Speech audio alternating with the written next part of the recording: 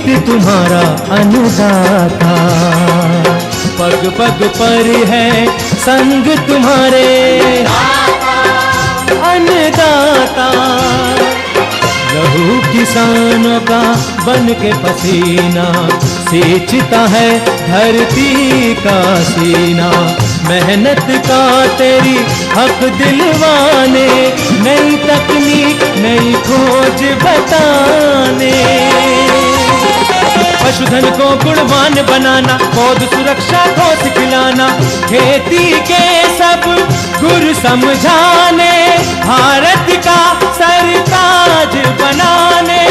आठों पहर है संग तुम्हारे अन्नदाता, अन्नदाता।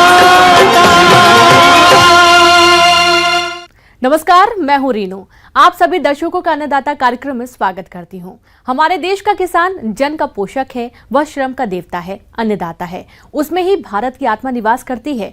ऐसे ही किसानों की प्रगति के लिए हम खेती बाड़ी से जुड़ी हुई बहुत सी नई लाभकारी जानकारियां हर रोज सुबह लेकर आते हैं। तो चलिए कार्यक्रम शुरू करने से पहले देखते हैं आज क्या है अन्नदाता में। अलसी की खेती करके कमाएं अधिक लाभ।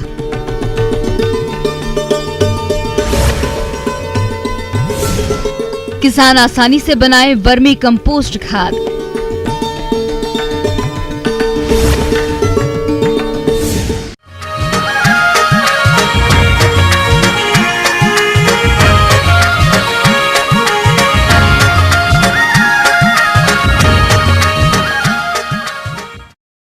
किसान भाइयों, अलसी के बीज से निकलने वाला तेल खाने के रूप में उपयोग में नहीं लिया जाता है, बल्कि इसकी दवाइयां बनाई जाती हैं। इसके अलावा अलसी की खली दूध देने वाले जानवरों के लिए पशु आहार के रूप में उपयोग की जाती है। तो जिन किसान भाइयों ने अलसी की खेती की है और अच्छा उत्पादन लेना चाहते हैं, तो उसके लिए फसल में इस समय कौन कौन से कार्यों को करें, इसकी जानकारी दे रहे हैं जवाहरलाल नेहरू कृषि विश्वविद्यालय जबलपुर के वरिष्ठ वैज्ञानिक डॉक्टर SB अग्रवाल।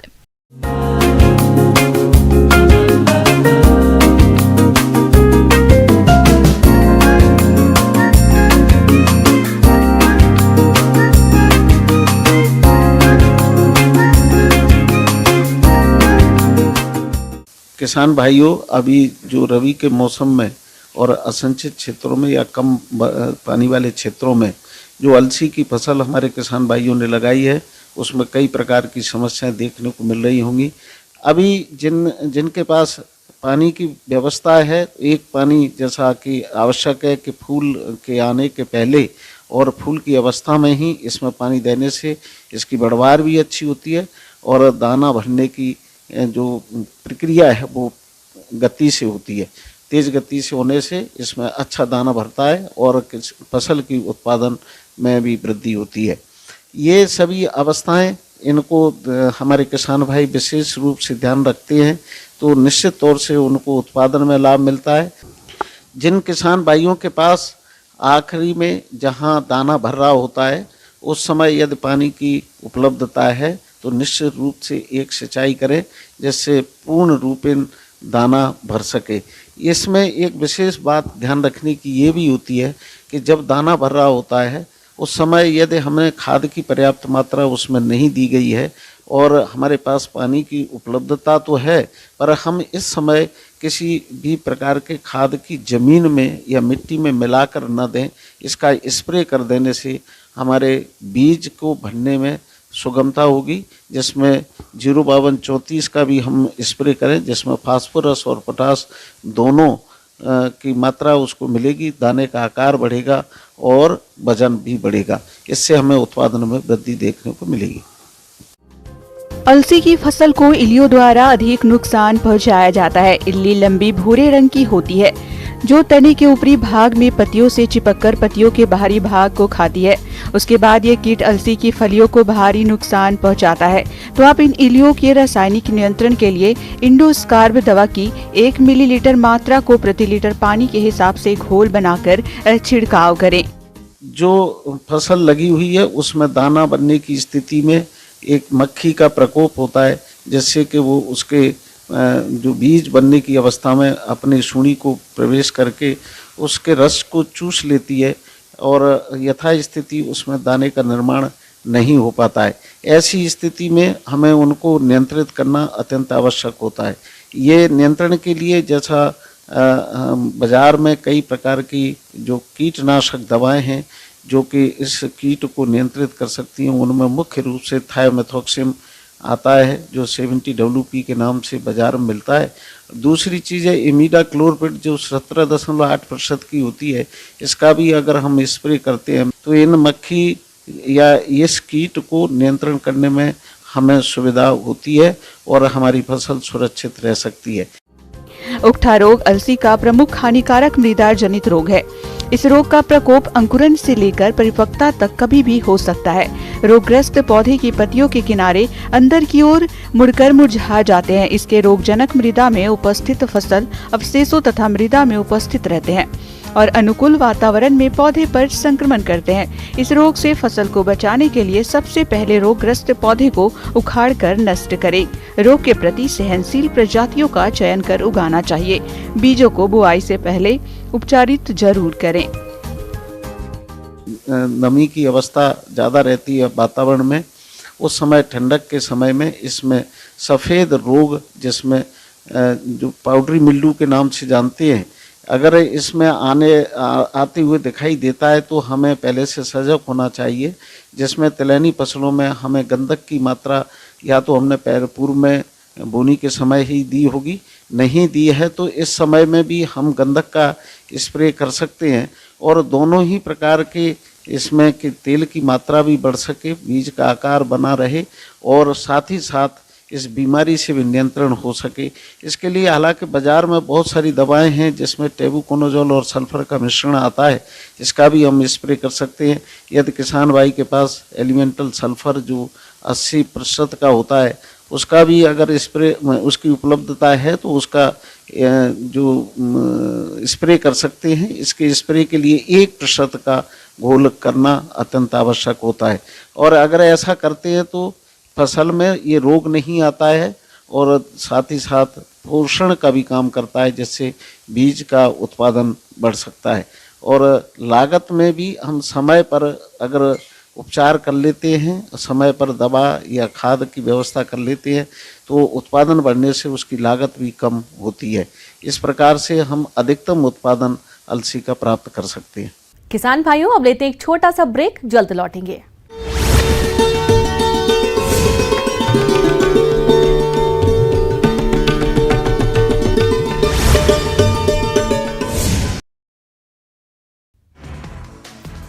तीन राज्यों के चुनावी नतीजों में बीजेपी की बल्ले बल्ले। त्रिपुरा और नागालैंड में खिला कमल। अमित शाह पीएम मोदी की रणनीति पर लगी जनता की मुहर। पूर्वोत्तर की जीत के बाद बीजेपी मुख्यालय में जश्न। पीएम मोदी ने नॉर्थ ईस्ट की जनता को दिया धन्यवाद। कहा, आज के नतीजे दे रहे हैं कई सारे संदेश। बीजेपी ने बदली राजनीति की दिशा। मुख्य चुनाव आयोग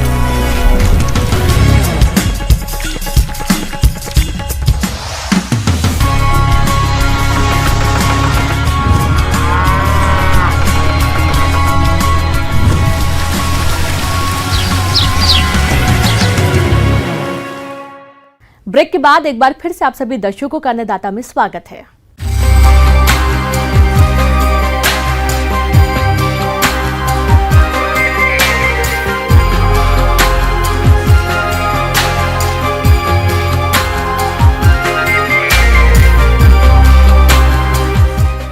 आज किसानों का रुझान जैविक खेती की तरफ बढ़ रहा है और जैविक खेती में वर्मी कंपोस्ट खाद का बहुत बड़ा योगदान है। किसान वर्मी कंपोस्ट खाद अपने स्तर पर आसानी से बना सकते हैं। तो आप किस प्रकार से बनाएं वर्मी कंपोस्ट खाद और इसका फसलों में उपयोग कैसे करें, इस बारे में जानकारी दे रहे हैं डॉक्टर राजेश कौशल।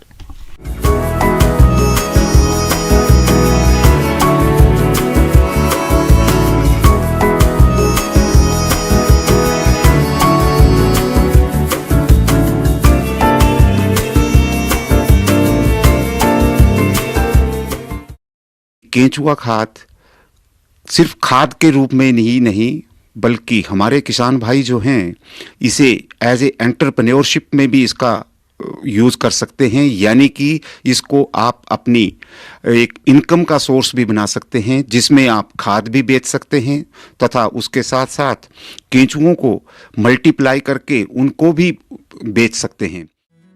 वर्मी कंपोस्ट बनाने की कई विधियां प्रचलित है, लेकिन पिट विधि सबसे ज्यादा लोकप्रिय और लाभदायक विधि है। इस विधि में क्षेत्र का आकार आवश्यकता अनुसार रखा जाता है। आमतौर पर मध्यम वर्ग के किसानों के लिए 100 मीटर वर्ग मीटर क्षेत्र पर्याप्त रहता है। अच्छी गुणवत्ता की केंचुआ खाद बनाने के लिए सीमेंट तथा ईंटों से पक्की क्यारियां बनाई जाती है, जिन्हें वर्मी बेड भी कहते हैं। प्रत्येक क्यारी की लंबाई 3 मीटर, चौड़ाई 1 मीटर और ऊंचाई लगभग 30 से 50 सेंटीमीटर रखते हैं। 100 वर्ग मीटर क्षेत्र में इस प्रकार की लगभग 90 क्यारियां बनाई जा सकती है। इसके लिए जमीन से थोड़ा ऊपर उठी हुई जगह का चुनाव करना चाहिए। जहां तक केंचुआ बेचने की बात है, वर्मी कल्चर जिसको हम बोलते हैं, उसके लिए आपको इस तरह के पिट बनाने ही पड़ेंगे, क्योंकि वो लॉन्ग टाइम के लिए चलते हैं। तो उसमें हमें दूसरे मेथड जो है उसमें काम नहीं करते हैं। तो मैं सबसे पहले आपको बताना चाहूँगा कि आप क्या कर सकते हैं कि जो आरा मशीन के नीचे की जो बूरा जिसको हम लोकल लैंग्वेज में बोलते हैं, अगर वो आपके पास अवेलेबल है तो उसकी एक 4 से 6 इंच की लेयर उसके ऊपर बिछा देंगे। उसके ऊपर आप गोबर रख देंगे और उसमें जब आपका वो गोबर लगभग 18 से 20 दिन पुराना हो जाएगा, तब आपने केंचुए डालने। केंचुओं का मैं आपको थोड़ा सा विवरण देना चाहूँगा कि केंचुए जो हैं वो विभिन्न प्रकार के होते हैं।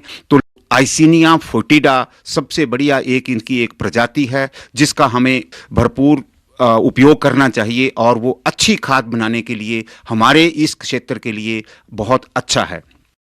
तो अब आपने क्या करना है, जब आपका 18 से 20 दिन पुराना जब वो गोबर हो जाए, तो उस गोबर में मैंने जैसे आपको बताया कि केंचुए उसमें आपने डाल देने हैं। और मैं आपको एक छोटा सा एक और थोड़ा सा बताता हूँ कि केंचुओं को जीने के लिए पानी की बहुत ज़्यादा आवश्यकता होती है। और केंचुओं को अगर अपने सिंपल थंब रूल से बोलें तो 70% मॉइस्चर की आवश्यकता होती है। जो हमारे गर्म इलाके हैं वहाँ के किसान भाइयों को हो सकता है कि तीसरे दिन की बजाय दूसरे दिन भी पानी देना पड़ सकता है। और पर्टिकुलरली जब गर्मियों का मौसम होता है तब आपने पानी का विशेष ध्यान रखना है। अगर पानी नहीं होगा तो केंचुए उसमें अपना पूरा कार्य नहीं करेंगे। और दूसरा क्या ध्यान रखना है, मैंने पेड़ के नीचे इसलिए बोला कि डायरेक्ट सनलाइट उसके ऊपर नहीं पड़नी चाहिए, जिससे आपका एक तो पानी बहुत ज़्यादा मात्रा में बाहर उड़ता है, और दूसरे क्या होता है कि जो केंचुए जो है उनको ज़्यादा प्रकाश की आवश्यकता नहीं होती है, क्योंकि केंचुए रहने के लिए अंधेरा पसंद करते हैं।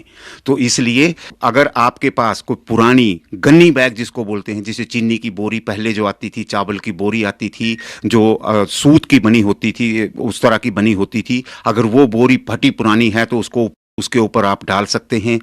और अब मैं आपको ये बताना चाह रहा था कि जब आपका फाइनल प्रोड्यूस बन जाए, आपको कब इसको हार्वेस्ट करना है वर्मी कंपोस्टिंग को, तो ये आप देख रहे हैं कि हमारा जो ये वर्मी कंपोस्ट है ये पूरी तरह से तैयार है और इसकी टेक्सचर जो है वो इस तरह का होता है।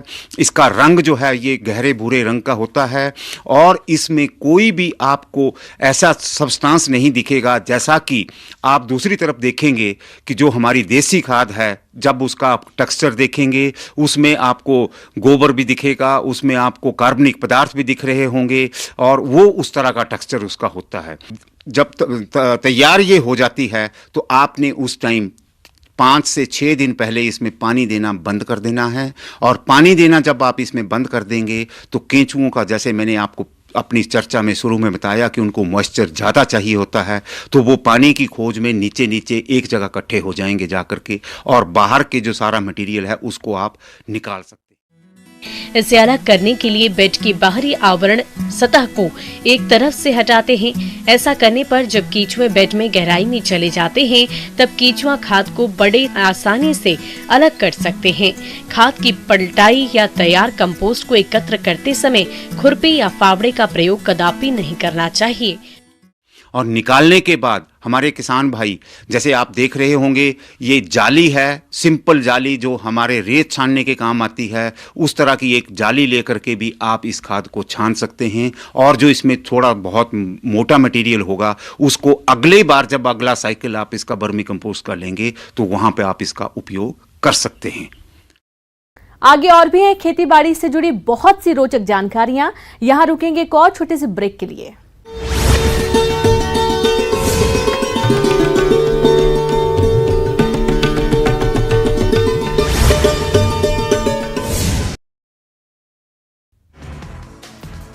तीन राज्यों के चुनावी नतीजों में बीजेपी की बल्ले बल्ले। त्रिपुरा और नागालैंड में खिला कमल। अमित शाह पीएम मोदी की रणनीति पर लगी जनता की मुहर।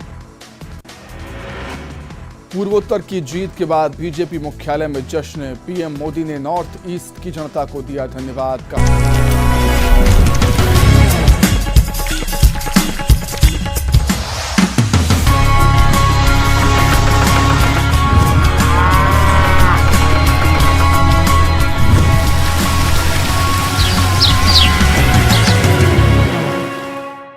ब्रेक के बाद एक बार फिर से आप सभी दर्शकों का अन्नदाता कार्यक्रम में स्वागत है।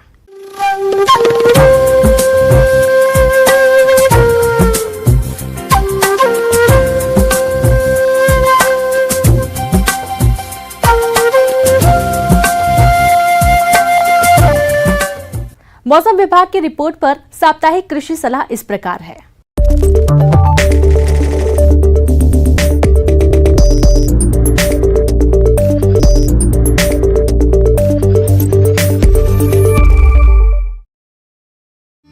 ग्रामीण कृषि मौसम सेवा, भारत मौसम विज्ञान विभाग, जवाहरलाल नेहरू कृषि विश्वविद्यालय, आंचलिक कृषि अनुसंधान जबलपुर द्वारा भेजे गए मौसम पूर्वानुमान रिपोर्ट के आधार पर जिला छिंदवाड़ा और इससे लगे जिलों के किसान भाइयों को सलाह दी जाती है कि इन क्षेत्रों में आने वाले दिनों के दौरान मध्यम हल्के से साफ बादल छाए रहने एवं मौसम मुख्यतः शुष्क रहने की संभावना है।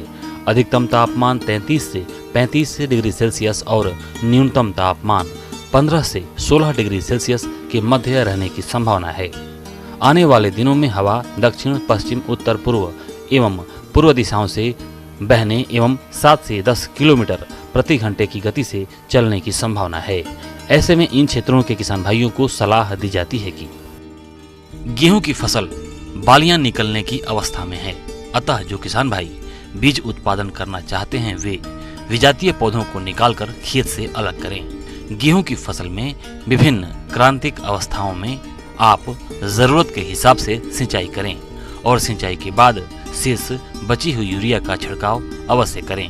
यूरिया का छिड़काव करते समय इस बात का ध्यान रखें कि पत्तियों पर पानी न हो। गेहूं की खड़ी फसल में दीमक कीट के नियंत्रण के लिए कीटनाशक दवा क्लोरोपाइरीफास 20 सीसी 1000 मिलीलीटर को 8 से 10 किलोग्राम बालू में मिलाकर प्रति एकड़ खेत में छिड़काव करें। किसान भाई आप अपनी गेहूं की फसल में चूहों की रोकथाम के लिए जिंक फास्फाइड दवा को कोई भी खाद्य पदार्थ में अच्छी तरह से मिला लें और इसे आप खेतों में जहां पर चूहे आते हों वहां डाल दें और 3 से 4 दिनों तक पानी न दें। विष युक्त दवा खाकर चूहों को प्यास लगती है। ऐसी अवस्था हो कि सरलता से पानी उपलब्ध नहीं हो सके। देरी से बोई गई सरसों की फसल में माहों की संभावना हो सकती है, अतः दिखाई देने पर इसके नियंत्रण के लिए डाइमिथोएट की 750 मिलीलीटर मात्रा 500 से 600 लीटर पानी में घोल बनाकर प्रति हेक्टेयर की दर से छिड़काव करें। संभावित मौसम पूर्वानुमान में मौसम साफ रहने के अनुमान को देखते हुए समय से बोई गई सरसों की फसल में 75% फलियां पीली पड़ने पर सरसों की कटाई करें। चने की फसल फली बनने की अवस्था में है। फली बनने के समय फली छेदक कीट के आक्रमण की अधिक संभावना रहती है, अतः किसानों को सलाह दी जाती है कि फसल की निगरानी करते रहें और यदि कीट दिखाई दे तो इसके नियंत्रण के लिए इंडोक्सा कार्ब 14.5 SC की 12 से 15 ml मात्रा प्रति पंप की दर से स्प्रे करें। चने की फसल में प्रारंभिक कीट नियंत्रण के लिए एकीकृत कीट प्रबंधन का प्रयोग जैसे फेरोमोन ट्रैप, प्रकाश प्रपंच या खेतों में पक्षियों के बैठने के लिए खूंटी लगाना लाभकारी होगा। मौसम को ध्यान में रखते हुए किसान भाइयों को सलाह दी जाती है कि कद्दू वर्गीय सब्जियों जैसे लौकी, टिंडा, तुरई, सीताफल, ककड़ी, करेला, तरबूज, खरबूज आदि की बुआई करें। बुआई से पहले बीजों को कैप्टान या थीरम 2 ग्राम प्रति किलोग्राम बीज की दर से उपचारित करें। बुआई से पहले 10 से 12 टन प्रति एकड़ की दर से सड़ी हुई गोबर की खाद खेतों में जुताई के समय उपयोग करें। बोने से पहले कद्दू वर्गीय सब्जियों के बीजों को रात भर के लिए पानी में भिगो देना चाहिए और बुआई के बाद आवश्यकता अनुसार सिंचाई कर देनी चाहिए। यदि खेत में दूसरी फसल है तो किसानों को पॉलीथीन में कद्दू वर्गीय सब्जियों की फसल बोने की सलाह दी जाती है। आम के वृक्षों में बौर आ चुका है तथा फल बनना प्रारंभ हो रहा है। इस अवस्था में भभूतिया रोग लगने की संभावना बढ़ जाती है। अतः किसान भाइयों को सलाह दी जाती है कि किसान भाई इसकी सतत निगरानी करते रहें और भभूतिया रोग के लक्षण दिखाई देने पर सल्फेक्स नामक दवा 3 ग्राम प्रति लीटर पानी की दर से घोल बनाकर छिड़काव करें। आम के बाग में सिंचाई करना बंद करें। आम के बाग में मिलीबग कीट को नियंत्रित करने के लिए ग्रीस स्ट्रिप्ट का उपयोग करें और फॉलिडॉल 250 ग्राम प्रति पेड़ की दर से मिट्टी में उपयोग करें। दलहनी चारा फसलों जैसे बरसीम, लूसर्न आदि को सूखे चारे के साथ मिलाकर कुट्टी काट कर खिलाएं। पशुओं को पौष्टिक हरा चारा खिलाने के लिए उसे फूल आने से पहले ही कटाई कर लें। दुधारू पशुओं को संतुलित आहार दें।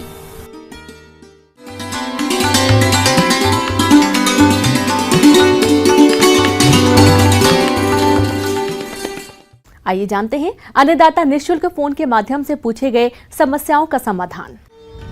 अन्नदाता निःशुल्क फोन संपर्क सेवा के माध्यम से पूछे गए प्रश्नों में से आज हमने जिस प्रश्न को कार्यक्रम में शामिल किया है उसे पूछा है ग्राम पोखर, जिला सागर के कृषक विमल कुमार ने।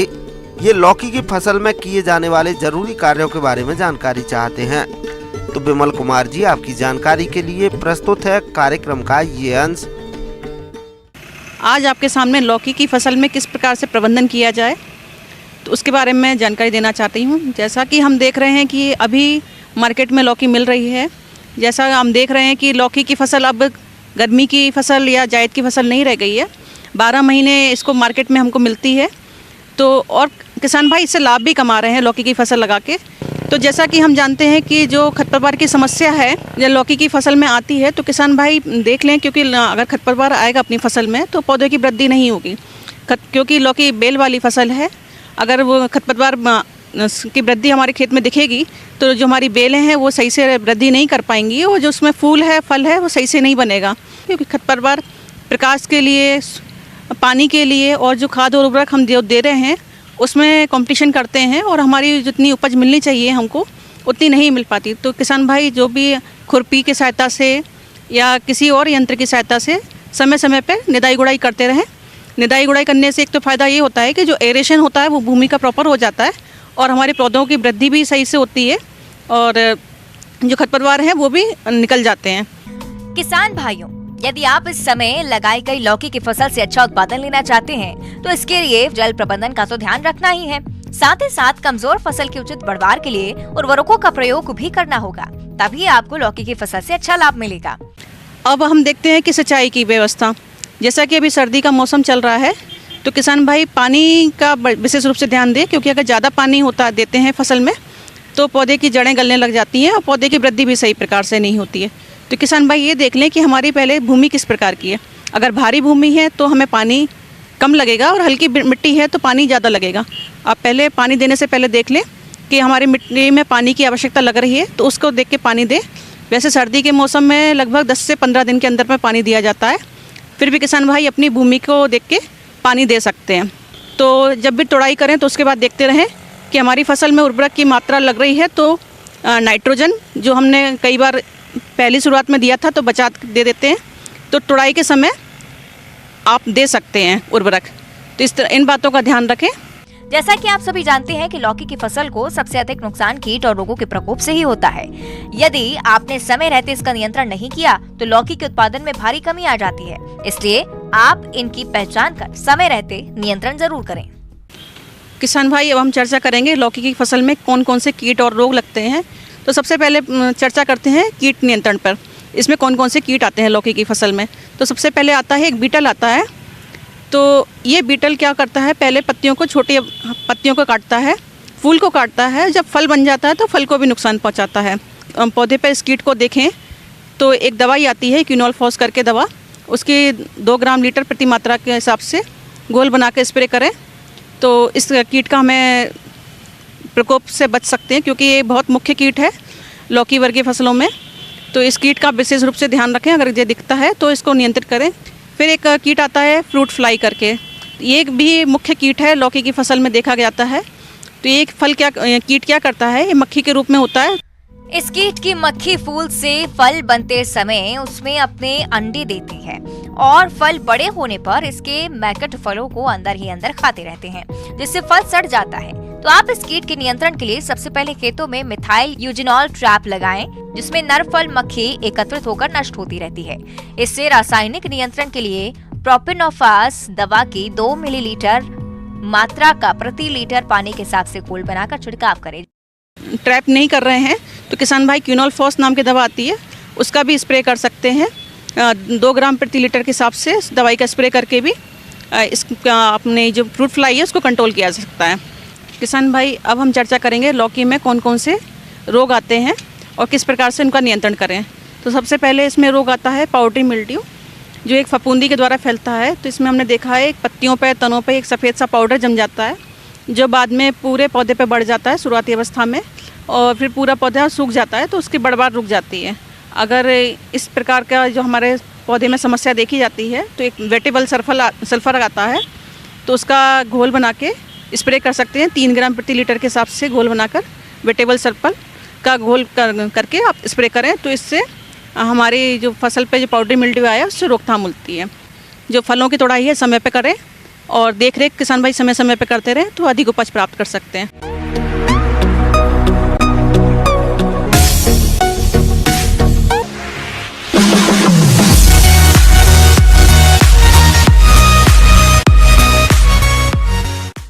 एक नजर डालते हैं राज्य के कुछ मंडियों के प्रमुख फसलों के बाजार भाव पर।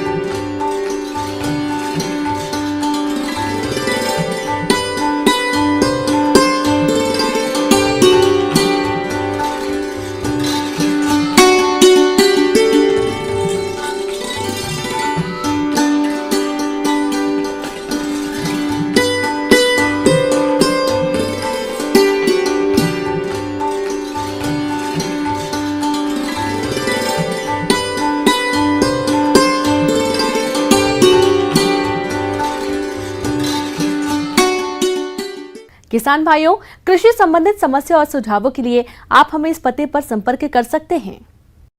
प्रोड्यूसर अन्नदाता news 18 Madhya Pradesh Chhattisgarh, Ramoji film city Hyderabad 501512। साथ ही आप हमें